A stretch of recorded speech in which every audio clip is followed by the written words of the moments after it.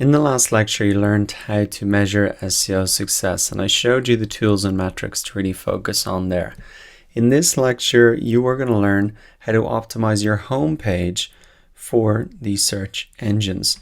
What I'm really talking about here is when somebody types in your brand name or company name into Google, you essentially want the title of your homepage to look good, to represent your business, and also to have a good description of your business here. That really entices people to click through. Now, optimizing your homepage alone is not going to get you a lot of traffic from the search engines because people really have to be searching for your business in order for you to appear here.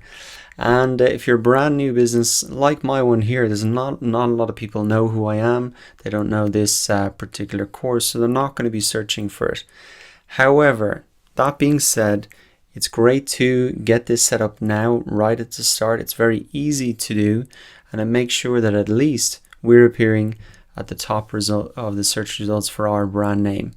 Really, the bulk of the SEO work that we're going to be doing in this course is not optimizing around our brand name, but it's actually finding those keywords that our customers are searching for online, putting ourselves at the top of the search results to answer the questions that they have, and that's how they really become aware of our business. However, let us start with the homepage. Let's start with something simple, a quick win that we can achieve in a couple of minutes.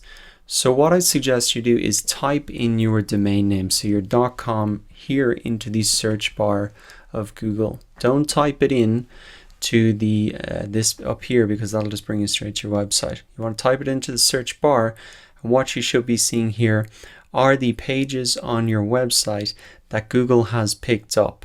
So I can see here that Google's picked up my homepage and a number of other pages as well.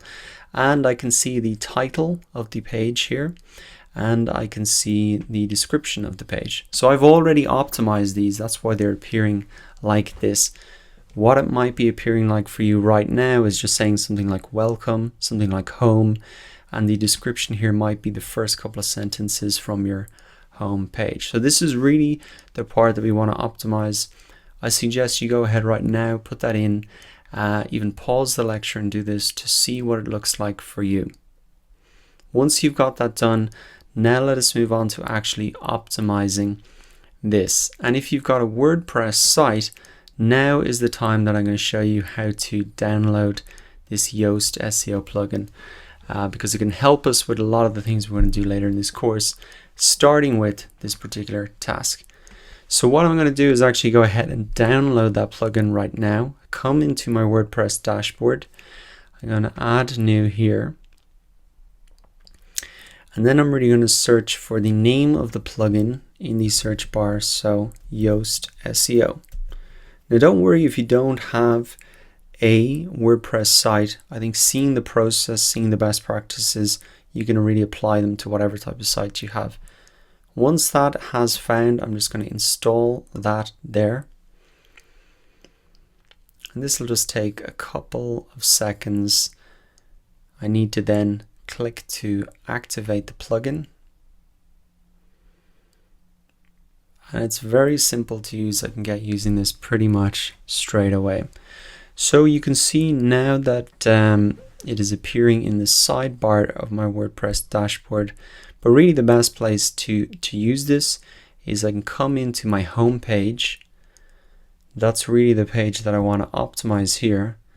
And let's see, come to my home page.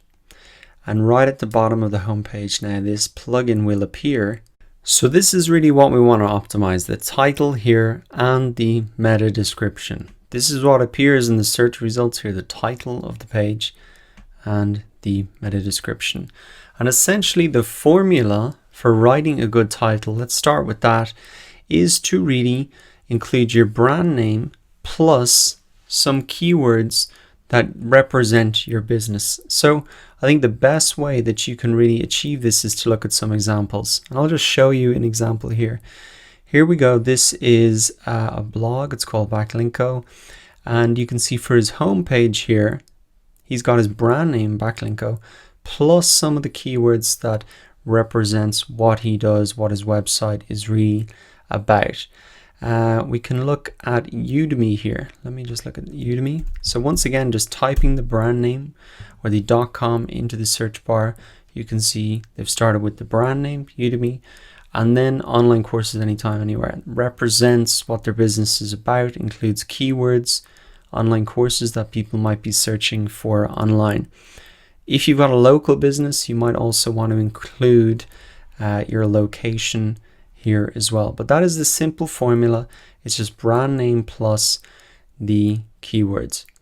So what I'm going to do is actually type in my title here. So what I've done is actually my title kind of contains my keywords as well. So the complete digital marketing course is kind of the keyword that I really want to show what my business is about, and the complete digital marketing course is kind of the brand name for that, and a little sneak peek into what people are really going to achieve. Now the second thing here you want to include is the meta description, and this is just essentially a snippet from your page that appears here in the search results. Now Google will pull this automatically, but you can set this yourself. So what I would recommend is that you start with a verb. You got to give people kind of a sense of what is the outcome for them, what are they going to achieve, what is the benefit. So learn a systematic approach. Let's have a look at some of these other examples. It's time to get the backlinks that make a difference. So he's showing you that the outcome of his site is really that you're going to get the backlinks that make the difference. That's really the outcome for you. Now also here, Udemy is an online limited list. Okay, so it's kind of a little bit more descriptive, which is fine as well. But essentially, I would encourage you to look at some competitors, look at other blogs or platforms that you look at, and try to emulate them. I think the key thing is really including some outcomes, or if here, some real credibility indicators that this is the online education marketplace, the place to be to educate yourself. So that is very simply it. You just need to fill out the title and meta description.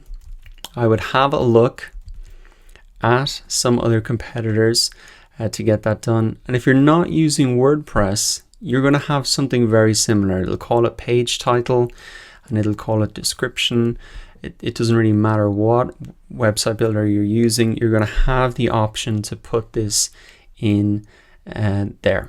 Now, one final thing to note is that once you update this, don't expect it to appear in the search results instantaneously. Google may only check back to your page every couple of days and maybe a week at the maximum to see if anything's changed. So that's the kind of time frame to expect these changes to come through.